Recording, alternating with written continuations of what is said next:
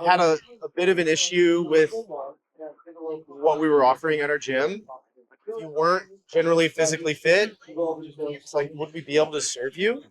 Welcome to Behind the Knowledge, a best hour podcast where we dive deep into the lives and stories of inspiring coaches from all walks of life. The two hosts of this show are me, Pat Barber, and my good friend and fellow coach, Todd Akuto. Each week, we'll sit down with the most amazing coaches we can find, uncovering their unique paths, the challenges they've faced, and passions that continue to drive them. Whether you're a seasoned coach, an aspiring one, or simply somebody who likes listening to stories of how people achieve the success that they have, this podcast is for you. So sit back, relax, and get ready to be inspired by the powerful stories and insights from the world of coaching. This is Behind the Knowledge. Let's jump in. Good. You guys ready? Do you need me to clap? Well, you did, so I think we're set.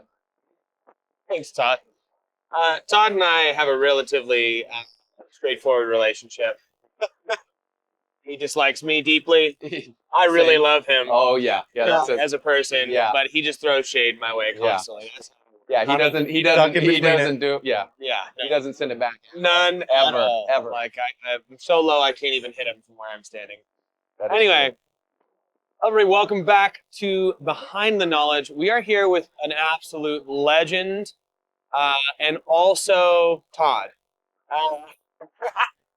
Todd's awesome. We're here with Sam Dancer. Sam is a longtime friend of mine. I mainly know him through competition, but I've just known him in the space forever. If you don't know who Sam is, then you've been under a rock. But Sam is, like I said, a legend in the competition world as well as in the coaching world. And the goal of this podcast is just kind of like tell your coaching story. We want to know where you started. Like, where was the very first coaching you did, all the way up to what are you doing now? Yeah. And not only in the fitness space, Just overall. Yeah, well, I mean, it all kind of started, I could really take it back to like high school, and training was a really therapeutic outlet for me. I was horribly bullied, which I know seems kind of tough to you.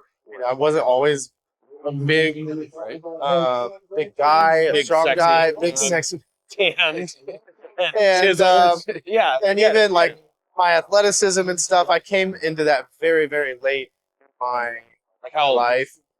Man, I wasn't getting picked to be on anyone's teams throughout grade school and high school. It was really kind of on the tail end of college that I started to really figure some stuff out.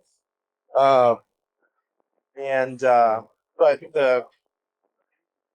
thought if I could just get bigger and stronger, that nobody would hurt me anymore. And which is partially true. Like when you look a certain way, people don't pick on you anymore. People treat you a certain way. Yeah. Oftentimes, even still to this day, I get treated in a way that doesn't seem to really line up with who I am. I think people think I'm just like a big, angry, brash, aggressive guy. It's just not the case. Right. But yeah. I mean, it's hard to actually, like, if you took 1 second to look at you and be like, pink shirt, pink race thing, you got the bucket hat, you look at any of your social media, you're like, this guy's a nice Probably doesn't seem angry. Doesn't seem angry. I don't know. I think with my vision too, I'm always kind of. It just has that like, tough guy. Like, does he want to fight? Look at the size of his arms. Yeah. This guy wants to fight. Yeah, and I'm gonna man, a little off topic, but I used to drive a Geo Tracker. I don't know if you know what it is. It's about the tiniest car. What color was it? They only came in green. blue, It had blue to and be green, right? Those are Green the Geo only two Tracker. colors. I bought it for $250. Hell yeah. Riding that thing around one time, and I really don't recall if I did anything to upset this man, but he was upset enough that he followed me into a parking lot. He comes charging out of his truck, yelling he's gonna kick my ass. I've never been in a fight. And Samesies. We should fight each other for our first fight. I always say I'd enjoy I've never been in a unsanctioned fight. For sure. So if we sanction it, I'm more than happy to fight. throw down. Do you just have to? I sanction it. Okay, I sanction it. Is that what you need? That's all I need. Yeah, I sanction it. But he comes charging over. He's like, I'm going to kill you. And I get out of the car. At this time, I probably weigh 270 pounds, a huge ball of muscle. And I have a shaved head. I get out of the car. Still me though. I'm still you. the guy you're used to. And he's like, "Oh, hey man, That was really. I yeah, didn't like the way you I'm cut me off. sorry about everything back there. I'll just go back to this truck." But That's awesome. But yeah, so that's when I started kind of getting into training. Was a means to like protect myself and defend myself. Why do you think you got bullied? I don't know. I try to kind of wrap my head around that and try to find ways to like justify it on their behalf. More so early on because I was so angry and hurt, and there was a big why around that. But the school that I was at, it was very rare for a freshman to be on the varsity team, and I so badly wanted to play and I wanted to football. Yeah, and so I just stuck my nose and it just like whenever an upperclassman was doing a drill, I was gonna go get mine, like face off with them, and I took some lickings, but I also delivered some, and I wasn't coming in like super arrogantly. I wasn't like talking trash or anything, but I think just even that confidence I had or the desire I had to beat them out so badly kind of just upset them, and then it seemed like everyone just had it out for me. And man, I've been kicked in the chest, I've been beat up, I've been spit on, I've been pissed on. I like daily would have my books slapped out of my hands, so I wouldn't even go to class and bring my books. So And like this it affected is from people on the football team with you? on my teammates. On your teammates? My teammates. Man. And so that's where like just fitness and training started kind of emerging for me, and I had some really good mentors at a young age. And then a man named Toby Hayes. This guy is nobody like that you guys would know, but he was like a Hell's Angel kind of type of guy, like just a rough, neck, like motorcycle guy. And What made him a good mentor? well, this guy was so strong, so jacked, and I had nobody to really kind of guide me in the gym, and he took me under his wing, and I'd meet him. 15 years old. It's probably 40 something, and it was just really cool to have someone who liked me even and was nice to me. And a lot of kids at that age, and I see it too as a coach to this day. You see kids going to gym, and it's they're like wet noodles in there, just freaking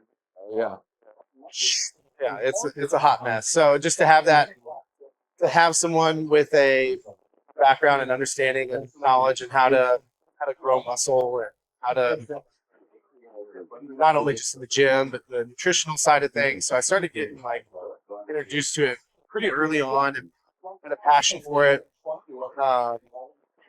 And then in college is when it really, really started to take off. I had this Coach Anderson. I don't know where he's at today, but he's a big West Side barbell guy. And so then I started to learn about Simmons, and any book that he had published, I was eager to learn more about. And You started coaching at that point in time? I would not too much. I would get like there'd definitely be groups of people that would kind of want to train with me. I don't know that I was really taking like a leadership role to outside of probably like just, hey, this is what I'm doing. You guys can do it with me, right? Come on. Yeah, And things took off really quick. I gained 100 pounds in high school, my freshman year to my senior year, maybe even a little bit more. 100? 100 pounds. And I'll never forget, I wanted to go with the seniors. They were lifting weights, so I was like, I'm going to just go and lift weights with them. And got under a bench. I remember they all just started making fun of me and saying that I wasn't going to be able to lift it. And they were right. And I got pinned by like a 135 pound bench. I was benching 500 pounds by the time maybe a year and a half later. So you're pretty genetically predisposed to being. Man, my dad he had these massive legs and big guy. My brother, he was starting lineman at Western Illinois for 4 years, and he's huge and very athletic. So yeah, definitely some genetic predisposition. Benching 500 pounds when I'm 16 years old. That's gnarly. Back squatting 700 for reps. That's gnarly. And big, I was much bigger than I am now. 50 pounds heavier. So you gained 100 pounds from freshman to senior. And so you were doing conjugate by this point in time, or no? You were... At this time, I was doing like classic, just like bodybuilding. Yeah. And then in college is when I learned about the conjugate method and started learning more about like speed training and the importance of variation and intensity. And because of my coach, kind of fell in love with Louis. So after football, I sought him out and ended up moving to Ohio and trained conjugate gym with Shane and Laura Sweat, formerly now Laura Phelps, who they led like the powerlifting cert for CrossFit for a while. Yep. And I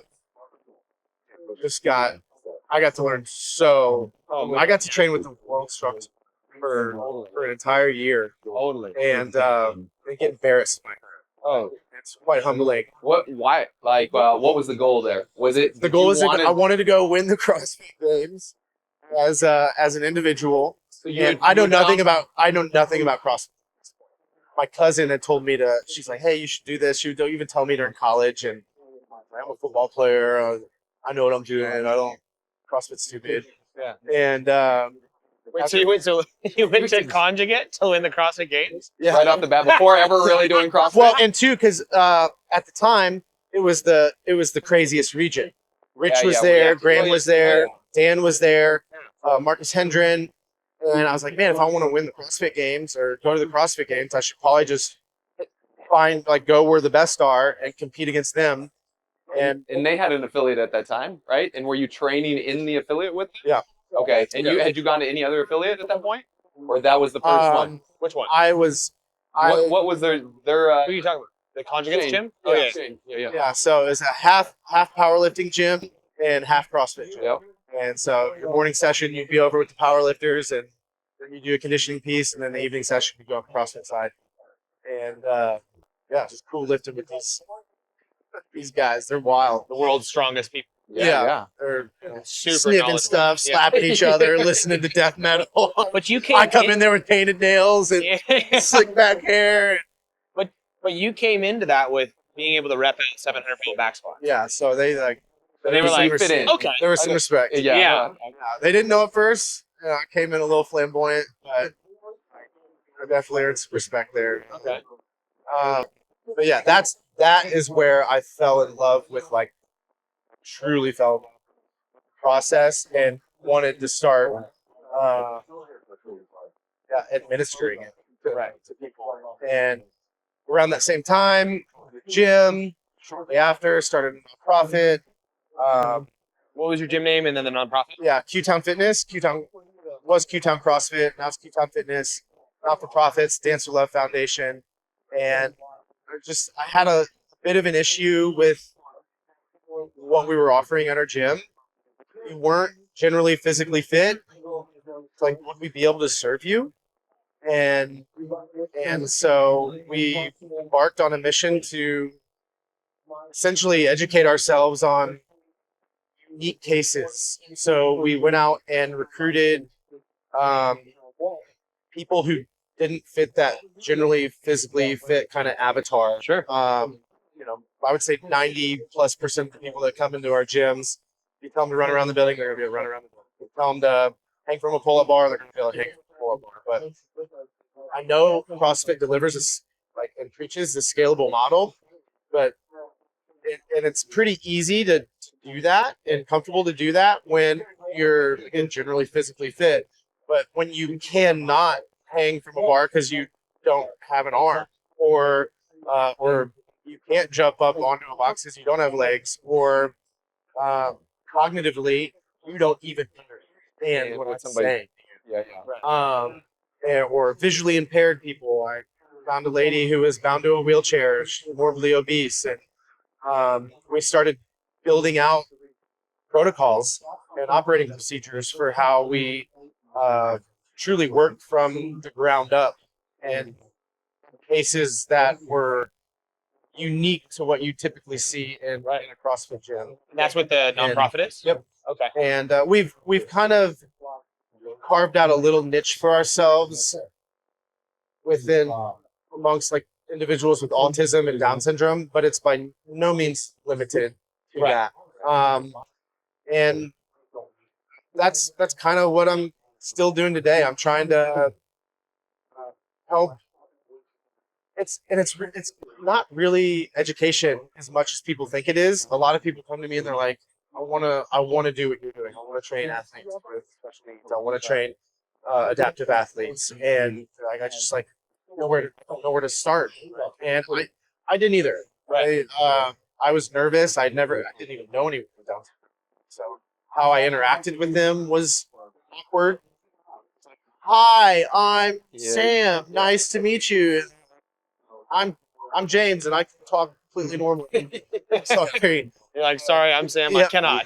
Excuse me. Embarrassed. But then you have to stick with that bit the whole time. Yeah. That's how you talk. Isn't there a movie about that? The Ringer. Yes. Yes. The Ringer. Yes, The Ringer. Oh gosh. It's a movie. But I don't think that movie would go over these days. Not too There's well. a lot of them. Yeah. But yeah, and that's kind of what I'm doing today. Still is trying to help give people the comfort to, and again, it's not really a knowledge or anything that you need beyond your level 1. You more or less, you just need to learn that they are just human beings, and it's really no different than how we would scale for anyone else. And sure, there are some cool tools that have been born out of the space that make things a little easier, but ultimately my mission is to help people feel more comfortable inviting individuals with special needs and unique cases into their gym, and making fitness available for everyone. And do you offer training around that? Like, do you offer?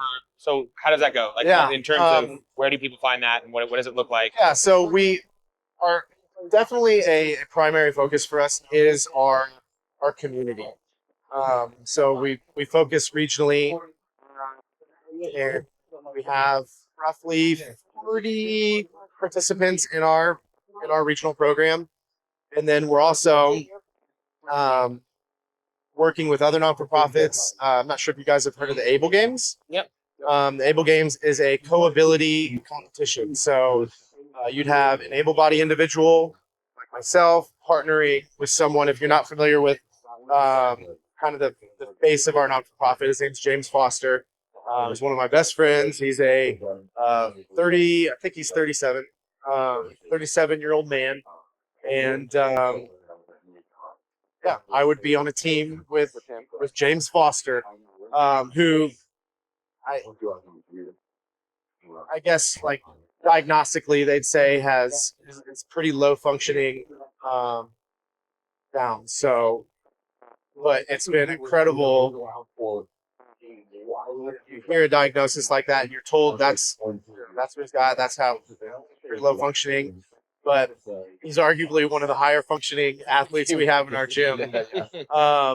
He can coach. He straight up teach people how to snatch, do toe to bar. It's been really cool to see, and I mean, there's studies on this stuff too. Just the cognitive enhancement, the social enhancement. Yes, we know there's going to be physical enhancement too, but just come in kind of hands in pockets, head down, can't, just not much there, to hands are out of the pockets, chest is rising, head's coming up, sentences are getting bigger, making eye contact, laughing, playing. That same thing happens with people of all abilities, right? You see the intimidated kid that walks in, same deal, that doesn't have much confidence, head down, they start training, and the same things change, right? Yeah, for sure. And so we still run our gym. We love doing that, but I am specifically on a mission to try to find ways to make fitness more available. In this partnership with the Able Games and TNT, we're working on building out curriculums and certifications and rolling it hopefully out to as many public schools as we can across the country. And so yeah, we're kind of tackling it on both ends, both regionally and nationally. And like I said, I just want, it's enriched my life so much, from physically, emotionally. It was so comforting for me to have just an outlet. Kind of, I think we could all agree that training is therapeutic. Oh yeah. And I want people to know that. It's not about looking a certain way, performing a certain way. I just want people to know how good they're made to feel. And I've gotten to discover that, and I just want to share it. What do you think drew you specifically to the place that you're in now? Like, It was and looking back in hindsight, there's not the scalable model of CrossFit, Right. but it seemed like it wouldn't. right. You got no legs. Yeah. You can't do CrossFit if you got no legs. Right. Like, you can't do CrossFit if you're paralyzed from the neck down. Like, it's pretty tough. But I saw what I thought was a void in what we were offering for us, Right. Our gym, and I just felt like we weren't prepared to reach people that if they were to come into our gym and see what we were doing, they'd be like, there's no way I can't do any of that. And I get that. Like, they weren't in there. They weren't being served. Right. So you don't have anything to serve them. I could totally understand how someone would be very, very, very. I mean, it's already intimidating for an able-bodied individual. For anybody, even a very capable, Yes. able-bodied individual, right? And that's interesting. Did you start coaching with Shane and Laura at their gym before you opened your affiliate? You started coaching with them? It kind of happened simultaneously. I had some partners early on, and so the gym was being planted and growing in Quincy, Illinois, while I was in Ohio. Okay, so you still hadn't coached yet, and you were like, hey, I got some partners and I want to open my own gym? I was like getting into it, I was going and getting my L1 and you hadn't been on the floor coaching. Not like that. Not like that. Sounds about right, considering he hadn't done CrossFit, wanted to go to the CrossFit Games. Yeah. Hadn't coached, definitely opening a gym. I'm doing that. I'm doing that. And like being in the atmosphere that you were in as a football player, where the training there was for performance, I'm sure it changed gym, like the quality and the level of athletes, high level athletes. Yeah. And then you get back to your own gym. I would think the tendency would be to work with the type of people that you were like and that you've been around. I wanted to. But clearly you went the other direction. And so I wanted to train athletes. Okay. Yeah, everyone's an athlete. But I wanted to train competitive athletes. I want to train professional football players, professional soccer players, professional whatever. And where are they all at? Why are they here? And very quickly realized that is a very, very small percentage of people out there. And so focus quickly shifted to the people that need it the most. Need it the most. Yeah. Right? I was like, I've never wanted to train athletes. Like, personally, I've always loved normal, like people, just IT programmers and just people who step in who've never touched anything. I'm like, you're my man. Yeah. Let's do this. Let's show you what, exactly like you said, what training can do for your life. It's such a gift. The psychology and the physiology of both. Are you a CrossFit coach who's feeling stuck in their development? You're not alone. Many coaches lack good guidance when it comes to how to develop as a coach. They either don't have strong examples they find themselves around, they may lack support from their gym owner, and they just feel unprepared going into their next credential. That's why we made the Knowledge Pro, to fill that gap. It's a mentorship program built for coaches like you. It uses the Knowledge Daily, our comprehensive video library, as well as extra content that we put directly into the Knowledge Pro on our live weekly calls twice a week to mentor you and get you to the next level of development. We've got progressions, we've got scales, we've got one-off tips and tricks, we've got full coached classes by level 4 coaches so you can see an example of what it means to do this job well. All of that will also be walked through each week on those live calls so that you have a soundboard to bounce off of and a group of coaches looking to be better to help support you in your endeavors. Coaching isn't just knowing what to do, it's also knowing how to do it. And that takes 2 things. 1, an example, and 2, practice. Practice is on your end, you gotta go out there and do it.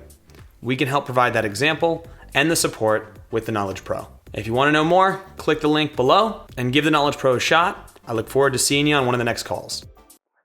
You've got a unique presence in terms of, like, you even walked into Shane's gym, like you said, back squatting 700 pounds for reps, and you fingernail paint and all these other things. Yeah. And you started, like, there was a bit of a gap in the story from got picked on all the time and had a hard time to benching 500 pounds. And then going from there even into who you were at going into the other place. Where did you find yourself along that way? And, like, what did that journey look like? And how did it come into, like, I'm gonna be Sam?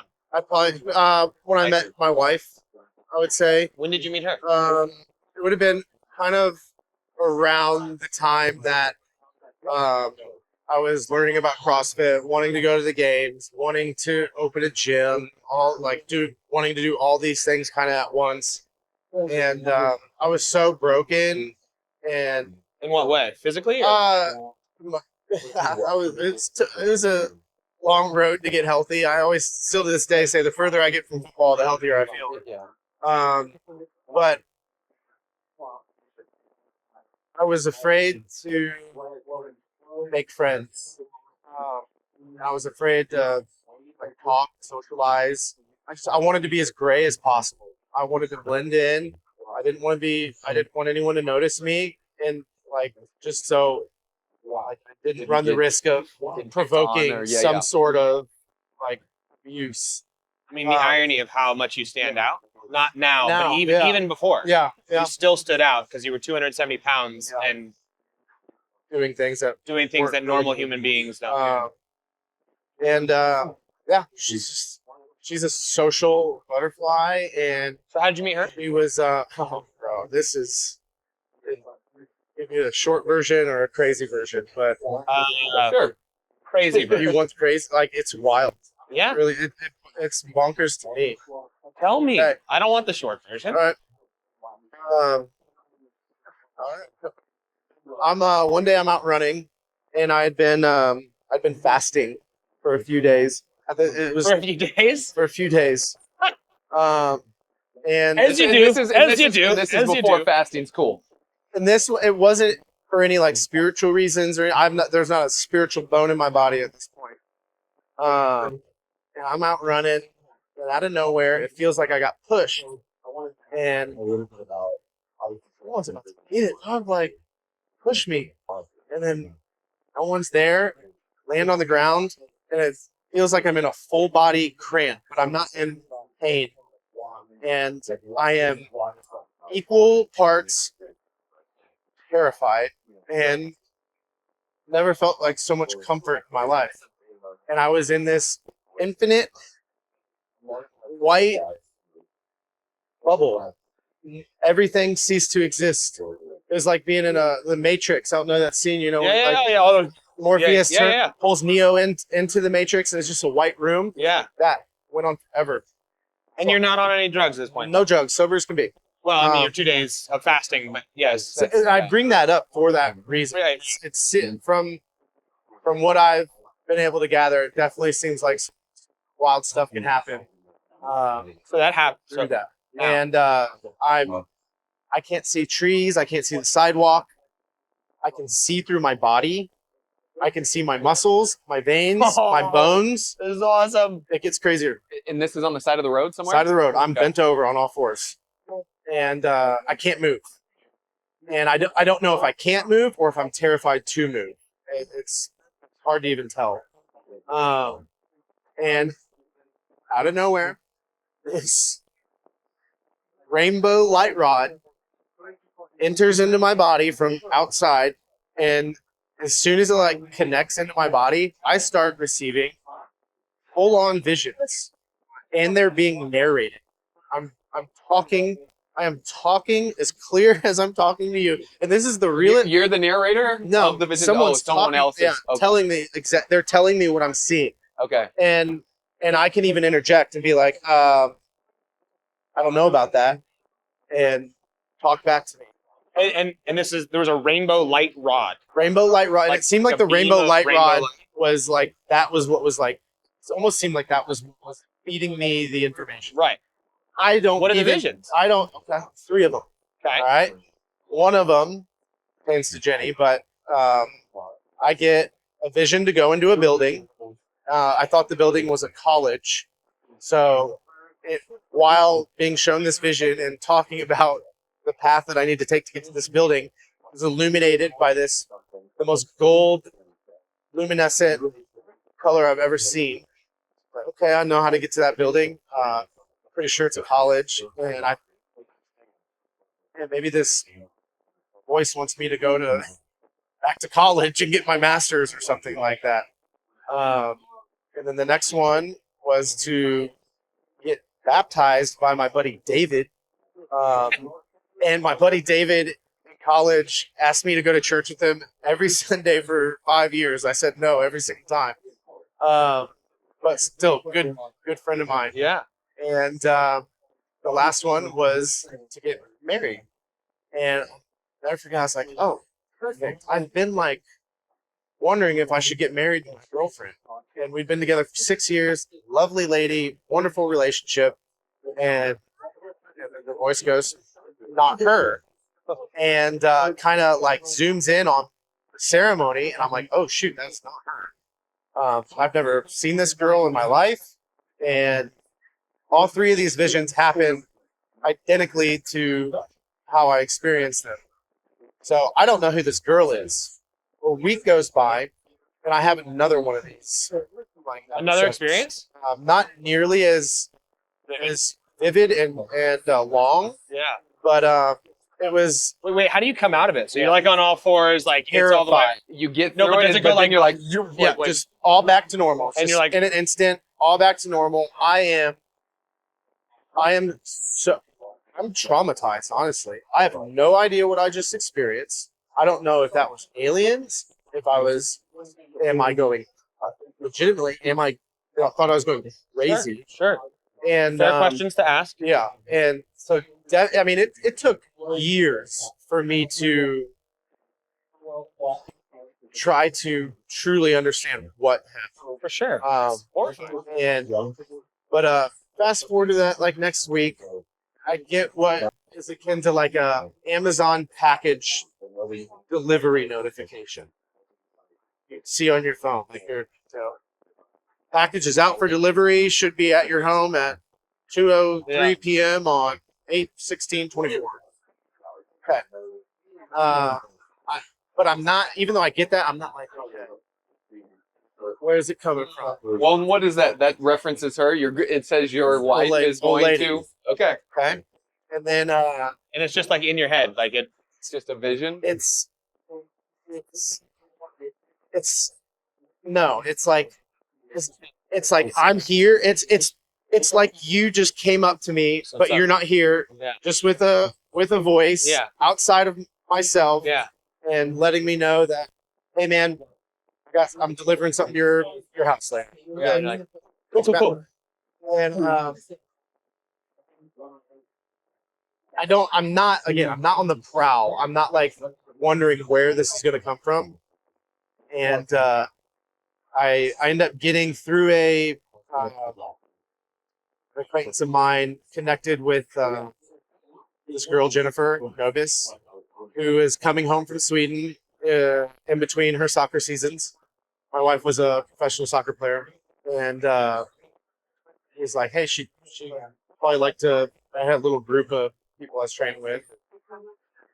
probably enjoy to train with you guys. It'd be good for her. So we got connected. I didn't know her. I never met. And I meet at 2:00 in the gym and get after it.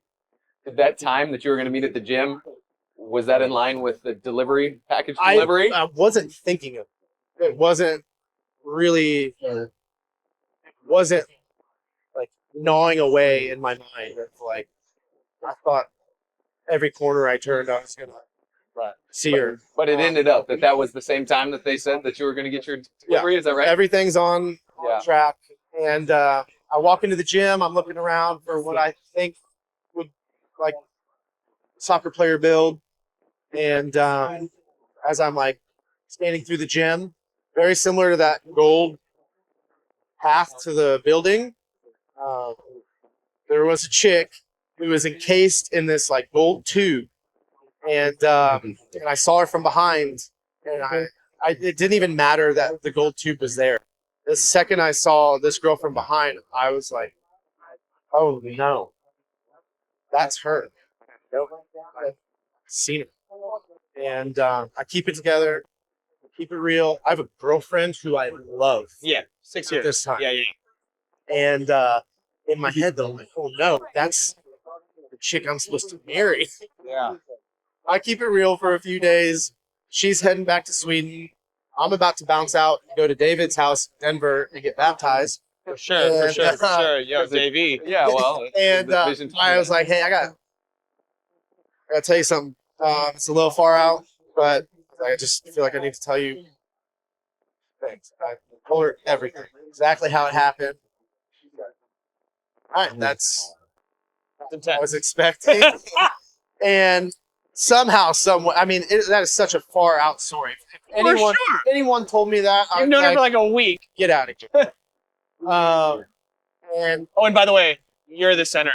yeah, And when I saw you first, you were in a gold tube. You were in a gold tube, and it was directly around your butt. I'm supposed to marry you. Yeah.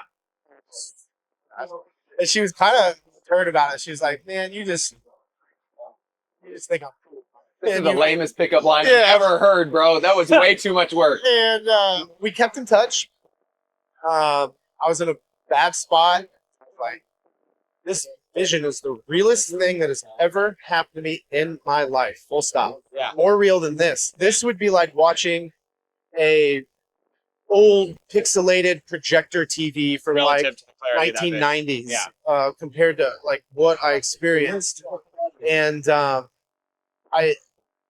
although I had no idea what was going on and how to process it all, I was so terrified of what would happen if I wasn't obedient to those things. If whatever occurred to me could make that happen to me, could fix me on the floor and in terror and also like in comfort, like I don't want to know what happens if I'm not checking these boxes off. Yeah. And so eventually even though every fiber of my being did not agree with it and feel comfortable with it, I separated my girlfriend. I stayed in touch with Jennifer on the phone while she finished up the back half for soccer season. She moves to Quincy, Illinois, or comes home to Quincy, Illinois. We're both kind of sketched out by this. Yeah. And 2 weeks-ish go by, we got engaged. Another 2 weeks go by, we got married. Guess you weren't that sketched out if it took 2 weeks. And like once she got, in the process leading up to it, we were like, what are we doing? Right. And both of us. Is this crazy? Yeah, it all happened very, very she fast. goes off and she's sitting and she's got this like, you did this whole thing with her, and she then gets on another phone call with you and is like, talk to me. Or like, there was more conversations that happened. Or was she like, here I'm in? She was in. She was just in? After it took a few weeks to kind of, I think there was no relationship. I mean, we just met each other. Yeah, So I think after we started to kind of get to know each other a little bit, and the guard came down, and then She was like, I'm in. Cool. And so yeah, that's how I met Jen, and we've been together for almost 12 years now. We have So this is interesting to me. So like, that's the start of your relationship. Yeah. Which seems quite, if, for lack of a better term, very heavenly organized in terms of like outside forces being like, this is what you're doing, and you're like, yes. Yeah. To me, then when strife would happen, because inevitably in a relationship there are things that are not ideal. Any relationship, good or bad or otherwise, it would almost feel like well, we have to make it through because of the divinity associated Yeah. with it. Like, how is that manifested in terms of like, does that weigh on your shoulders differently? And does that cause you to question anything? Like what? It's definitely helped, especially early on in our relationship. It definitely helped keep me motivated and eager to put the work in. Yeah. It's now I'm at a point where like I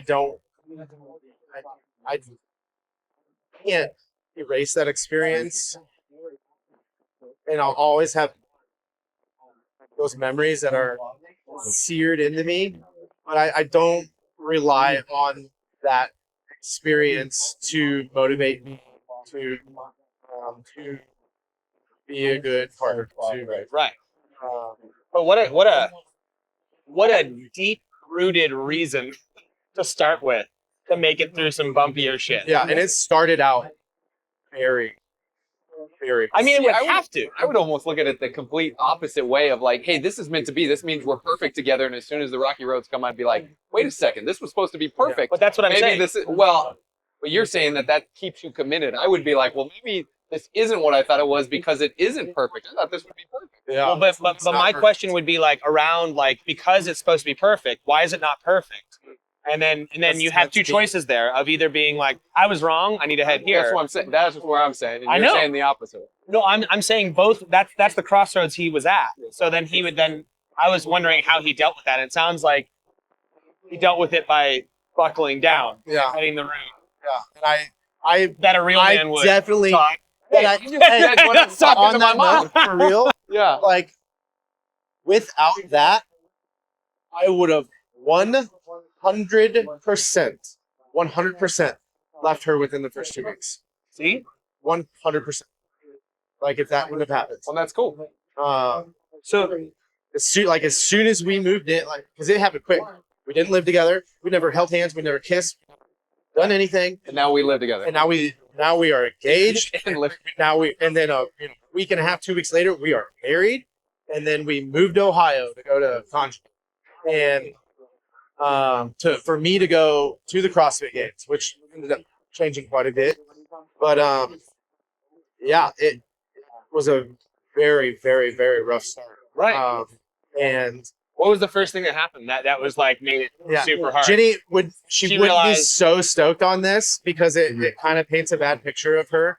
But I think it's worth still telling, and she would definitely, if she was right here, she'd be like, yes.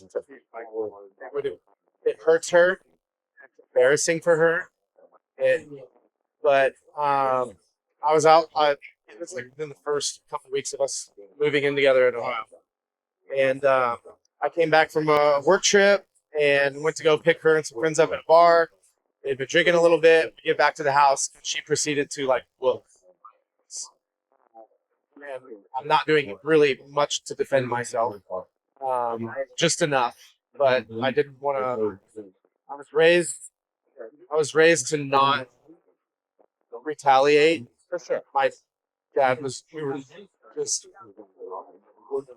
brother, 330 pounds, 6'4". Like if he hit somebody, he It'd could, break. yeah, Yeah. and he'd go to jail forever. So I was very well trained in that regard to not do anything to harm her in the process.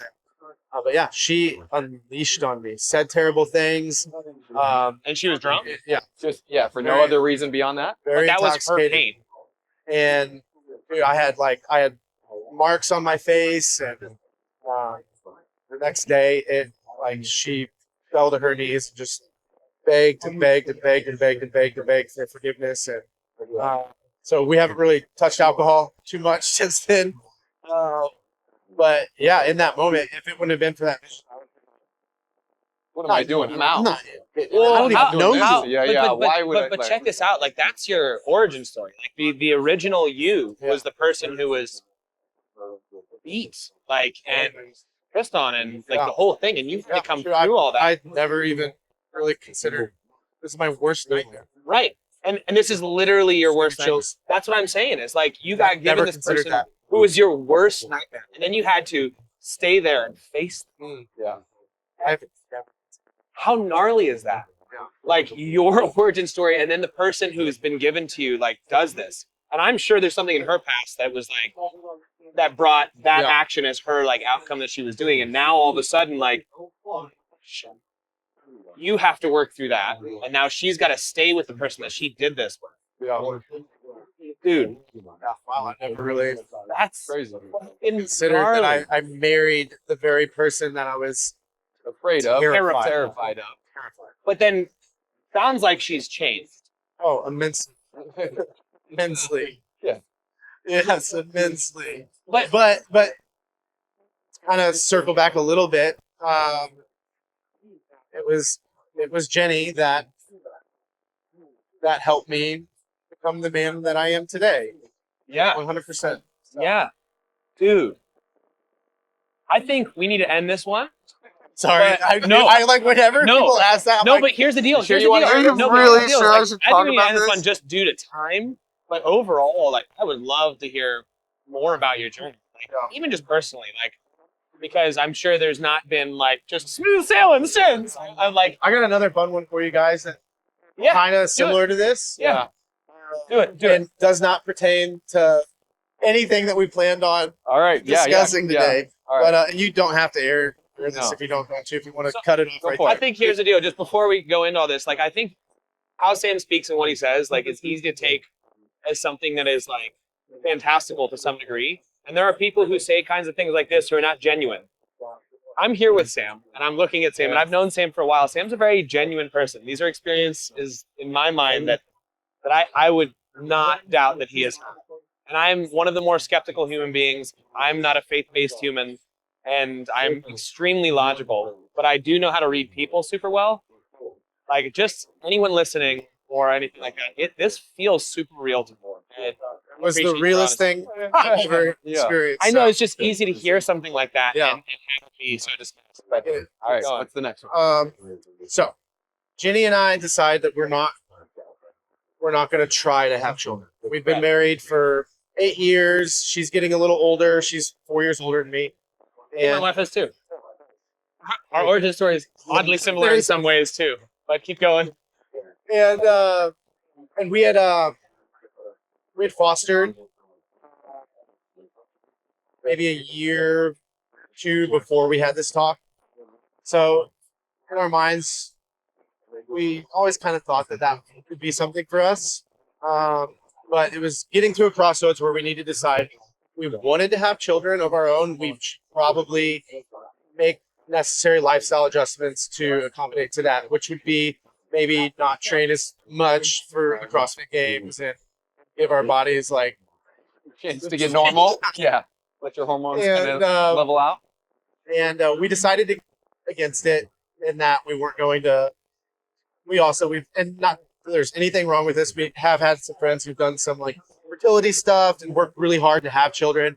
I've seen it not break people, but be a Devastating. challenge. Yeah. Chart. How old were you? How This would have been 4 years ago ish. old are you now? 37. Okay. She's And, 41. And yeah, we're comfortable in the decision. Where we're at in our relationship, we're having so much fun, we're traveling, we're having a blast together, and we just figured we could adopt a future. The very next day, we find out we're pregnant. Oh, we're not doing this. All right, cool. Okay. We're doing this. Now, a year from this exact day that we find out we're pregnant. So I've had a couple of these. Yeah, I can't, Experiences. and I will admittedly I've totally been intoxicated before, Yeah. and like I'm not, but I'm not some just drug addict hippie who's over here just out of his mind. Dropping lots and lots of acid. Yes, Gotcha. Okay.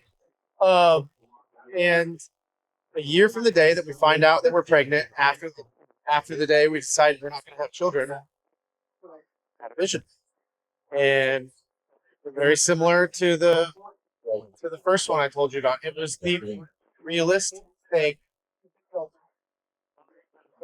I've ever seen. I was introduced to my unborn child.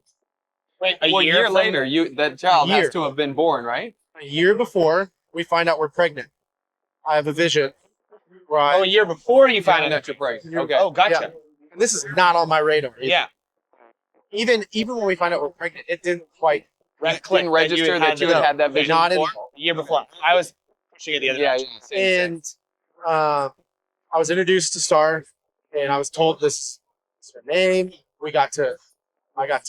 She wasn't in a body. I wasn't in a body, but we were kind of like hugging, and just kept saying, "Awesome, can't forget this." We kept saying that to each other. What do you say? We can't forget this. We cannot forget this. And then I was given her birthday by two individuals they were equally as excited to see me, but I do not know who they are. Yeah. It felt like I did because we were just so excited to see each other. But I couldn't tell you only speculation as to who and what. And they gave me her birthday and kind of sent me on my way. Very similar to that first vision. It was kind of, even though it was beautiful and incredible, it was kind of traumatizing because I don't know what to make of it. Right. Like, it doesn't fit into any like world model that I know and understand. And so it kind of dissipated for me. It wasn't very super profound. It was just confusing, really. Right. And we go to the doctor, go do the normal stuff, and we get the due date. The potential due date. Is that when like, that number comes back or that I'm date comes back? Jenny, remember that date that they gave me for Star's birthday? Which is like, it's still etched into my brain. And we obviously talked about that with one another, but it was not, after a couple days of trying to wrap your head around it, you're just like, screw that, we are leaving that one back there. And she comes out. How crazy is that you have the vision of the date? They give you the due date, which also is like not specific, unless you induced on that day. It just happened. Yeah, right? You had said, I'm not going to do this. Yeah. So you made the decision, even though you had the vision. Yeah. No, I had it. Yeah. When we made that decision, that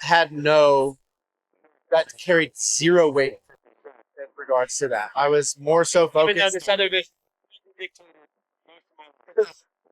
we're gonna. I don't believe these things. They're not real. I'm not gonna believe these things. And then we get it.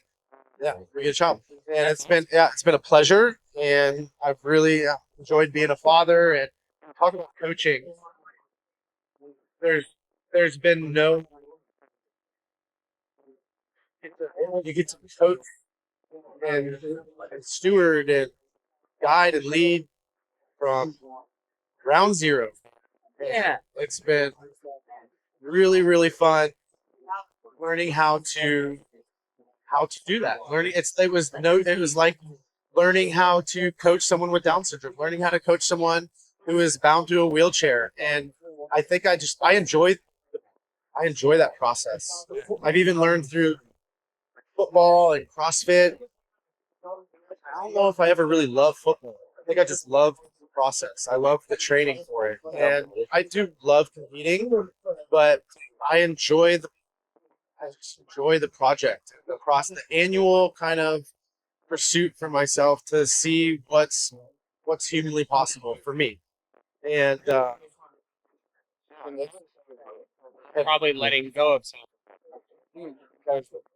yeah, of course. Kind of forcing that. Uh, in some ways, yeah, but it's timed up really well in our lives where I'm excited and eager to do that for someone. But I think I feel like you all the time. I'm like one, and this is wild. It is so wild. You think you got your stuff together, and then throw one of those in, and it's been great learning. It's like I thought I was probably a good coach, and go get the guys with Down syndrome, get the person missing the leg, and be like, oh, woof. All right, I got some work to do, and yeah, man, I enjoy the process. Thank you guys for letting me share those. Yeah. Sorry That's that they're maybe a little adjacent. I think they're wonderful. Yeah. The stories, like, Cool. that's probably going to be one of the most unique ones. Yeah. The chat is about. Sam, where can they find you? Like, where can they get your stuff, and how can they ever need to? Yeah, so Learn to produce. most of my SAM activities are on Instagram. As I mentioned, we do work through our nonprofit, Dancer Love Foundation. Also be found on my IG page and Sam Dancing. Dancer wasn't available. Whatever it is, 13 years ago when Instagram came out. And yeah, whether it's just personally reaching out about anything that was discussed or coaching, well, I'm here to serve, and I want to be of service, and find me on there if you want to help out with the Dancer Love Foundation, support that in a way. I can direct you to that as well. And yeah, man.